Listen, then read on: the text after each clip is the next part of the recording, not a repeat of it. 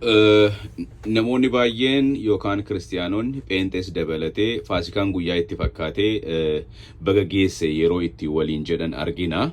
Garuu wanti beekamuu qabu faasikaan guyyaa osoo hin taane yookaan immoo faasikaan ayyaana osoo hin taane bara kana faasikaan nama akka ta'e obboleessi keenya Phaawulos ergaa isaa gara Qorontos tokkoffaa boqonnaa 5:7 keessatti akka nutti metti faasikaan nama ta'uu isaati kan arginu.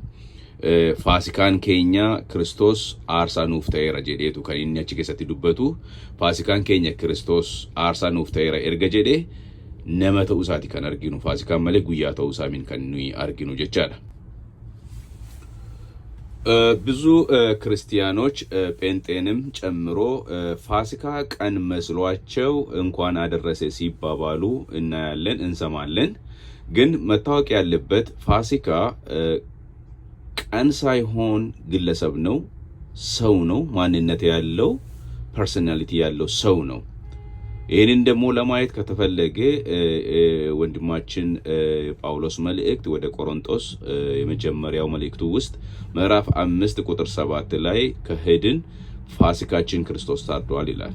ፋሲካችን ክርስቶስ ታርዷል ካለ ቀን ሳይሆን ያ ሰው ነው ፋሲካ የሚሆነው ማለት ነው።